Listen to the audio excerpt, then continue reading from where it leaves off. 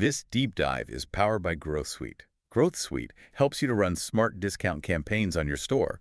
Test it for free on your Shopify store. Just land on the Shopify App Store now and test it for free. Okay, so let's unpack this cart abandonment thing on Shopify. We all see it, right? Those numbers, potential customers just clicking away.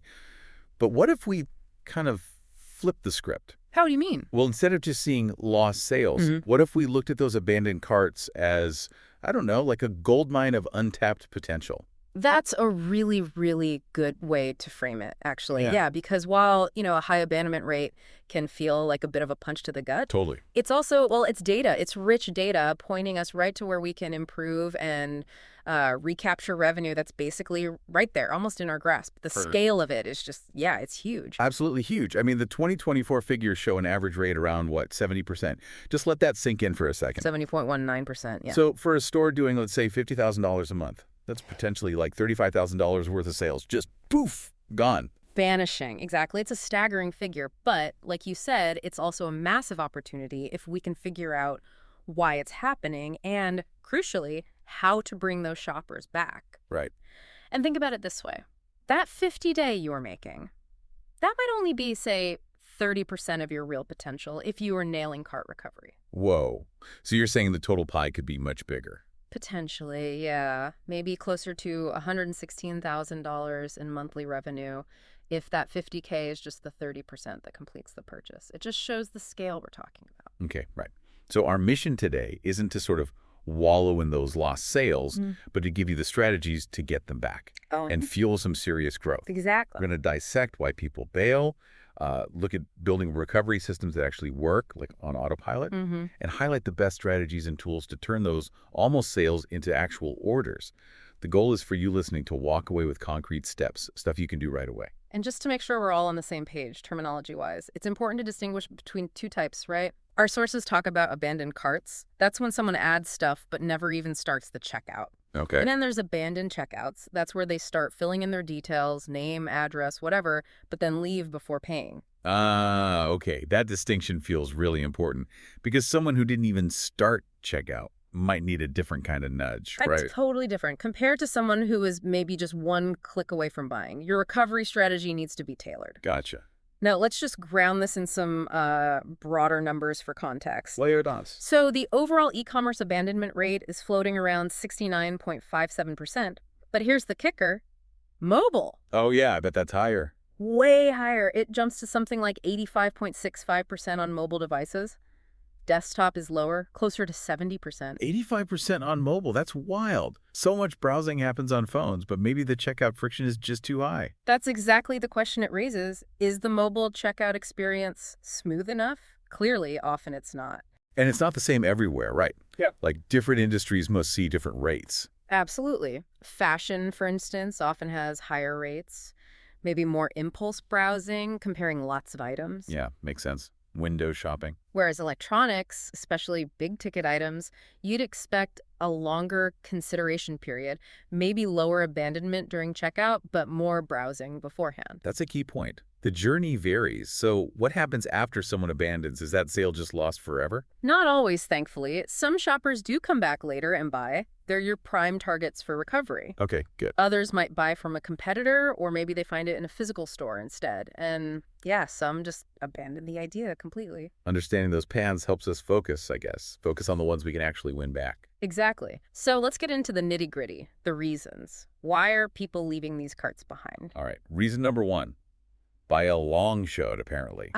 Unexpected costs. The classic. Yeah, like surprise shipping fees, taxes, other random charges that just pop up right at the end. Almost half, 48%, blame this. 48%. That just screams, be transparent, doesn't it? If people feel hit with hidden fees, trust just evaporates. Instantly. And number two, at 25%, is being forced to create an account. Yes. The mandatory sign-up. So annoying. People just want to buy the thing quickly. Guest checkout is key. It's just adding friction for no good reason sometimes. Offer guest checkout. Simple fix, big impact. Then number three, 23%. slow delivery times, or maybe unclear delivery times. Yeah, in the age of Amazon Prime, expectations are high, right? If your shipping is slow or vague, people look elsewhere. You need clear, reasonable expectations set early. Then we've got payment security concerns, 19%.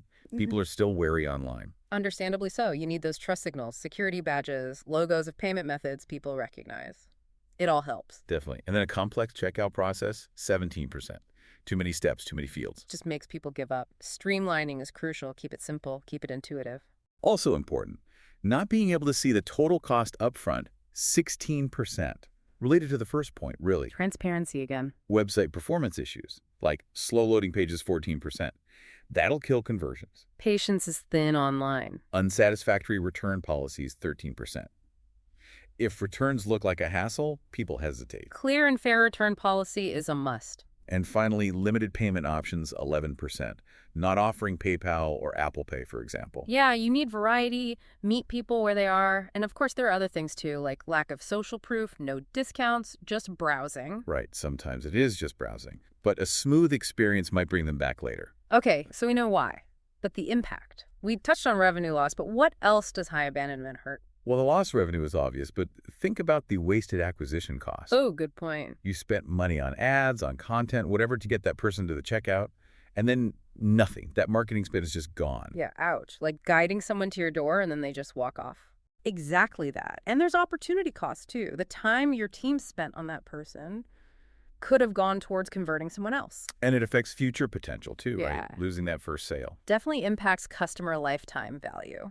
A bad first experience, they're probably not coming back. Plus, your competitors are doing recovery. If you're not, you're falling behind. It must be discouraging for store owners too, seeing those numbers. Oh, for sure. That psychological hit is real. It can lead to bad decisions, like knee-jerk price cuts when the real problem is, say, the checkout flow. Yeah. But here's the positive spin again. Even recovering a small percentage makes a big difference, like 10-20% recovery. That could be an extra $3,500 to $7,000 a month for that $50 K store example. Okay, that is motivating. That's significant revenue just waiting to be reclaimed. And often achievable with the right systems without massive ongoing effort once it's set up. So where do you start? If you're a Shopify store owner, what tools does Shopify itself offer for this? Shopify actually has some decent built-in features. They're a good starting point, a foundation. Okay, like what? What do we get out of the box? The main thing is automated recovery emails. If someone starts checkout, enters their email, but doesn't buy, Shopify can automatically send them a reminder. Right. And you can customize these emails, the content, the look, the timing. If you're on Shopify Plus, you get Shopify Flow, which lets you build more complex automations. That sounds pretty useful. Anything else built in? Yeah, you get analytics on abandoned checkouts, see who bailed, what was in their cart, and importantly, the emails include a recovery link. Ah, the magic link. Exactly. Click it and boom, they're back at their cart, items still there, ready to go. Nice. So how do you actually turn these basic emails on? It's pretty straightforward. In your Shopify admin, go to Settings, then Checkout. Scroll down, find Abandoned Checkout emails, enable it, tweak the template. The default timing is usually 10 hours after abandonment. 10 hours. Is that optimal? It's okay as a default, but it also highlights a limitation. Yeah. You only get one automatic email with the basic Shopify feature. Ah, okay. Only one. Yeah. And best practice usually suggests a sequence of emails works much better.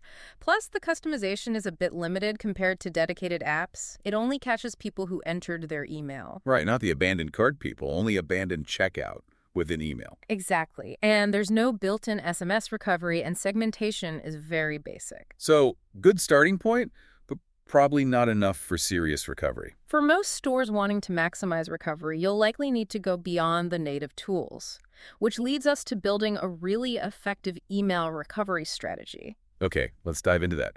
Email's still king for this. It's still incredibly powerful, especially when done strategically. A well-crafted sequence beats a single reminder, hands down, usually. So what does a good sequence look like? How many emails? When do they go out? A common effective structure is maybe 3 to 5 emails, each with a purpose. Email 1, send it quickly, like 30 minutes to an hour after they leave. Gentle reminder, show the cart contents. Okay, quick and simple. Email 2, maybe 24 hours later. This one can address common objections, maybe mention shipping policies, security, add some social proof like reviews. Smart. Build confidence. Email 3, around 48 hours. Now might be the time for a small incentive, a little nudge. 10% off, maybe free shipping. Introduce a discount, but not straight away. Exactly. And if they still haven't bought, email 4, maybe 5, 7 days later, could offer a slightly stronger incentive, like 15, 20% off, a final push. I like that progression. It doesn't train people to expect discounts immediately. So what absolutely has to be in these emails to make them work? Okay, essentials. Clear, branded subject line, make it obvious what it is. Forgot something, your cart is waiting, something like that. Got it. Images of the actual products they left behind. Visual reminder.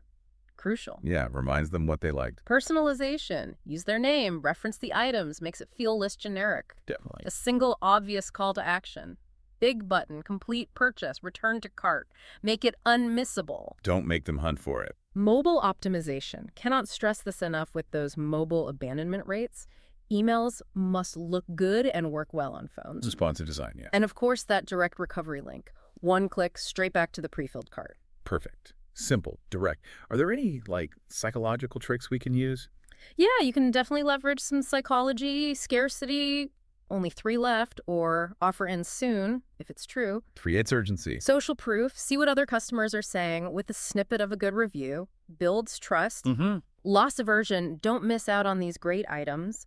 Frame it as something they're losing. Clever. And even just offering help or a discount triggers reciprocity. They might feel more inclined to complete the purchase. But the key thing is Testing. always testing. Test different timings, subject lines, calls to action, incentives. See what resonates with your audience. Right. Okay, so we have the sequence, the email ingredients. How do we take it up a notch? Optimize performance further. Advanced personalization is key.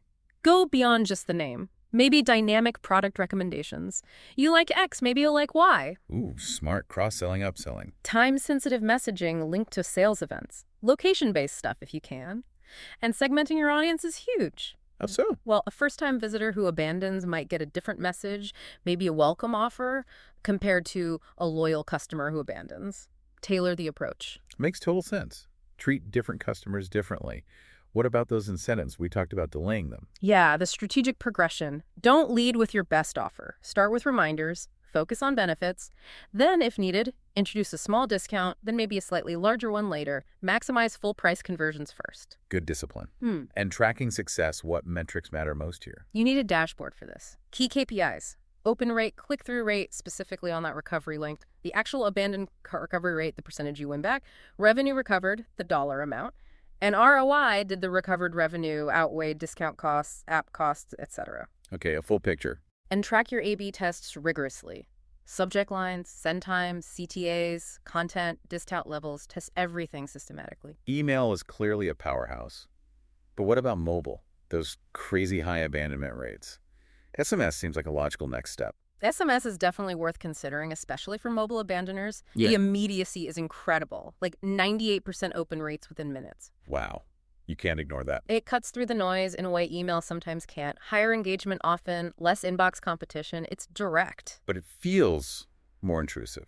How do you use SMS without annoying people? Absolutely crucial point. Compliance and respect are non-negotiable with SMS. You must have explicit opt-in consent. Right, permission first. Clearly identify your brand in every message. Provide a super easy opt-out reply, stat.p, and be very careful with timing. Respect time zones. Don't text at 3 a.m. Okay, essentials. Consent, ID, opt-out, timing. Got it.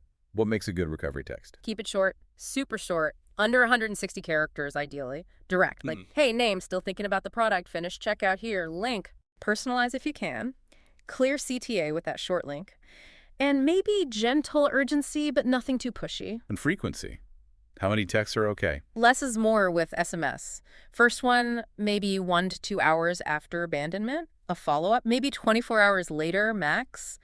Limit it to 1, maybe 2 messages per abandonment. Don't bombard them. Okay, so email for detail, SMS for the quick, direct reminder. This really points towards using multiple channels together, doesn't it? That's where the magic often happens, a coordinated multi-channel approach. So paint a picture. How might that work? Okay, imagine. Someone adds to cart, browses a bit, starts to leave. Maybe an exit intent pop-up fires on the site. Wait, take 10% off now. Catches them before they go. If they leave anyway, first recovery email goes out within the hour. Maybe a couple of hours later, a gentle SMS reminder. Then, perhaps later that day or the next, they see a retargeting ad on Facebook or Instagram showing the exact products they left behind. The ads that follow you around. Exactly. And if they've used Messenger or WhatsApp with you at door, maybe message there too. It's about reinforcing the message across different touch points they use. That feels much more comprehensive. Yeah. How do you make sure it's cohesive and not just annoying noise? Consistency is key. Same branding, same tone across channels. The messaging should progress. Don't just repeat the same thing. Email can be detailed, SMS brief, ads visual. Tailor the content to the channel. Precisely. And unified tracking is vital. You need to know which channel actually drove the recovery. Right, attribution. And people probably prefer different channels. For sure. Younger folks might respond better to SMS or social. Older demographics, maybe email is still preferred. Depends on the product. Too high-value item might warrant a more detailed email. Look at past engagement. And for urgency, SMS is often best. This is great. So to actually do all this, we probably need apps, right? What are the top Shopify apps for cart recovery? Yeah, apps make this much easier to manage and automate. Growth Suite, powering this deep dive, is excellent, especially for those personalized, time-limited offers.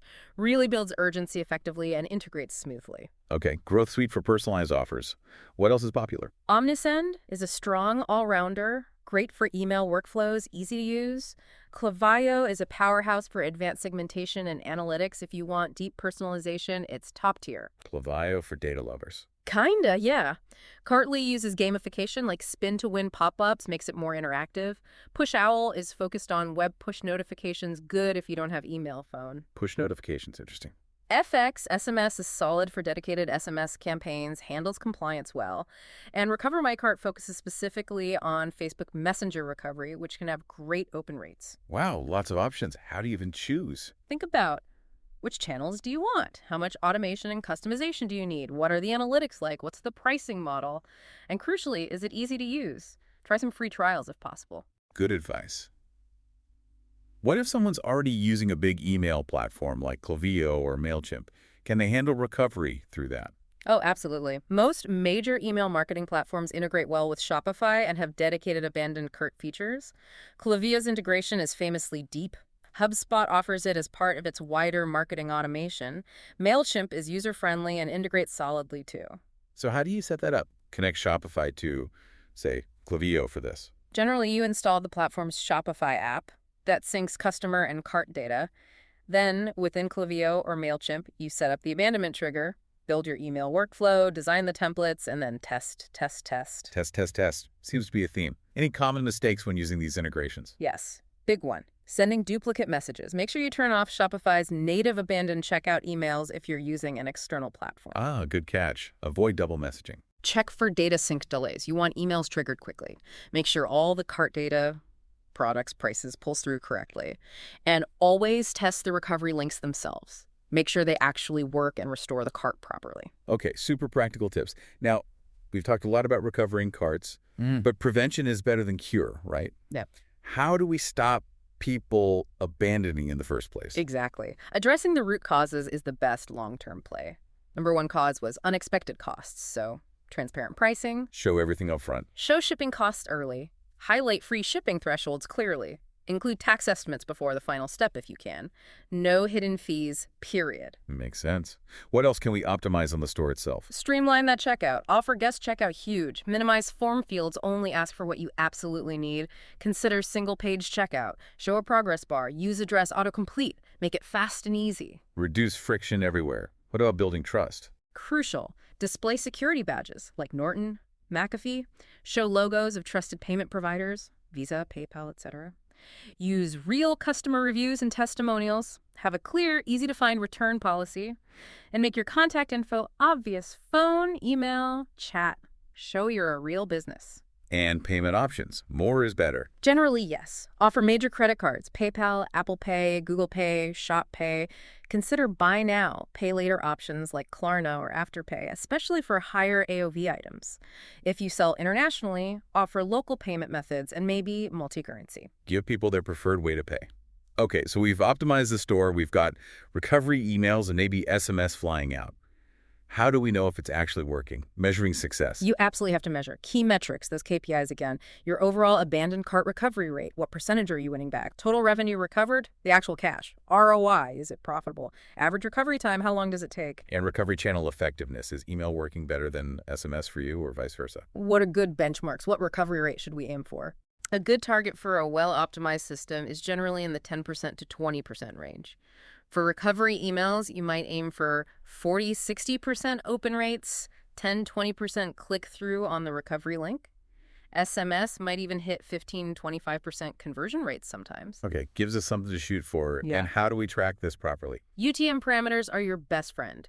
Tag all your recovery links, email, SMS, ads, so Google Analytics can tell you exactly where the recovered sale came from. Track the source. Set up specific event tracking in GA for abandonments and recoveries. If you're A/B testing, track each variation's performance separately and make sure your revenue attribution is set up correctly so you can see the dollar value link to each campaign. This has been incredibly thorough. So once we've mastered the basics, are there even more advanced strategies? Where does it go from here? Oh yeah, you can always get more sophisticated. Advanced segmentation is a big one. Don't just segment new versus returning. Segment by cart value, product category, purchase history, where in the checkout they dropped off, device type. Get really granular. Exactly. Tailor the message and offer even more precisely. Then there's behavioral timing. Analyze when people tend to browse or buy your products. Time your messages accordingly. Use urgency signals more dynamically based on behavior or SNOC levels. Smarter timing, smarter triggers. What about personalization? Progressive profiling. Collect more data over time about preferences. Use it for really personalized recommendations. Enable cross-device cart recovery, start on desktop, finish on mobile easily. And personalize the incentives based on customer value or specific barriers. Sound like data is the key to unlocking the next level. We mentioned industry differences earlier. Any specific tips for certain sectors, like fashion? Yeah, for fashion, visuals are everything. High-quality images in recovery emails. Use scarcity for size styles, offer style recommendations, reassure about return sex changes, and act fast fashion moves quickly. Makes sense. What about electronics or high-ticket items? Longer consideration usually, so maybe extend the recovery window slightly.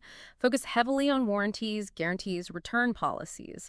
Provide comparison content or detailed specs. Mention financing options prominently. Offer easy access to tech support info. Build that confidence for a bigger purchase. Address the risk factors, health and beauty. Focus on benefits and efficacy. Use before and afters, testimonials. Maybe offer samples or trial sizes. Educate on ingredients. Suggest bundles or routines. Sell the result and subscription businesses. Highlight first-month discounts or intro offers. Emphasize easy cancellation, flexibility. Give sneak peeks of member benefits or content. Use member testimonials. Talk about customization options. Make joining feel low risk and high value. Tailoring the message to the model. Awesome. And circling back to mobile optimization, any final key tactics specifically for recovering those mobile abandoners? Mobile checkout UX first. Touch-friendly buttons, simple forms, mobile keyboards, single-column layout, persistent cart summary. Make it effortless. Frictionless mobile checkout. Mobile payments. Offer mobile wallets. Apple, Google Pay. One-tap payments for returners. Browser autofill needs to work perfectly. Easy pay options. Mobile recovery itself. Often SMS first is good. Mobile optimized emails are a must. Single column, less scrolling. App push notifications if you have an app. Browser push can work too. And make cart restoration super simple from the message, ideally one tap. It's great hearing the theory, but real-world examples really hit home. Do we have any case studies? Stores that actually boosted sales with this stuff? We do. There was a fashion boutique. They used a 3-email sequence, optimized mobile checkout, added SMS, got a 27% recovery rate, added over $12K in monthly revenue. 97%. Nice. An electronics store, longer recovery window, 7 days. Comparison content and emails, cross-device sync. Hit 18% recovery, about $35K recovered revenue monthly. Significant numbers. Beauty subscription box, used tiered discounts, product videos, testimonials. Achieved 32% recovery and cut customer acquisition costs by 22%. 32%. Wow. And a home decor store, multi-channel, email, SMS, messenger, used room visuals, offered extended warranties, got 24% recovery, and a 3.2x ROI on their recovery system spend. Those are fantastic examples. It really shows this stuff works. So looking ahead, what's next? What are the future trends in cart recovery? AI is going to be huge. AI-driven personalization. Predicting abandonment before it happens, maybe. Dynamic, real-time incentives, hyper-personalized timing and messaging based on behavior. Smarter automation. Expanded channels too. Think voice commerce. Alexa, reorder my cart. More social messaging apps, interactive content in recovery messages, maybe even AR/VR try-ons linked from a recovery email. Interesting possibilities. What about privacy? That's a big topic. Absolutely. Expect a continued shift to privacy-conscious methods. cookieless tracking solutions, more focus on using first-party data responsibly, privacy-friendly personalization techniques, more transparency about data use. It has to evolve with regulations and user expectations. Okay, this has been incredibly detailed. To wrap it up, if someone listening wants to get started or seriously level up their recovery game, what's a practical roadmap, step by step? Okay, phase one, maybe week one, assess. Analyze your current rates, audit your checkout where's the friction, enable basic Shopify features if you haven't, get baseline metrics. Where you stand? Phase two, weeks 2-3, basic recovery, choose an app like Growth Suite maybe, set up an initial email sequence, 3 emails, design templates, basic segmentations, e.g. cart value, maybe an exit intent pop-up. Get the fundamentals in place. If there's 3, weeks 4-5, multi-channel. Add SMS if it fits your audience, set up retargeting ads, coordinate the messaging across channels, get attribution tracking sorted, start some simple A/B tests. Expand and integrate. Phase 4, ongoing, optimize, analyze data weekly, refine your segments, test different incentives, timings, messages, keep improving mobile UX, continuously optimize the checkout based on data. It's never really done. Constant improvement. Fantastic roadmap. Okay, so let's summarize the big takeaways. Cart abandonment is common, a huge challenge, but also a massive recoverable opportunity. Absolutely. A multi-channel approach usually works best. Personalization is key to cutting through. Preventing abandonment by optimizing your store is just as crucial as recovery. Couldn't agree more. And you have to measure your results to know what's working. Track everything. And seriously, consider tools like Growth Suite, especially for creating those personalized, time-sensitive offers that can really drive action. It's a powerful tactic. At the end of the day, tackling cart abandonment isn't just about clawing back sales. It's about creating a better customer experience, building trust, and fostering loyalty. Exactly. Fixing the leaks not only saves lost revenue immediately, but it builds a stronger relationship with your customers for the long haul. This deep dive was powered by Growth Suite. Growth Suite helps you to run smart discount campaigns on your store. Test it for free on your Shopify store. Just land on the Shopify App Store now and test it for free.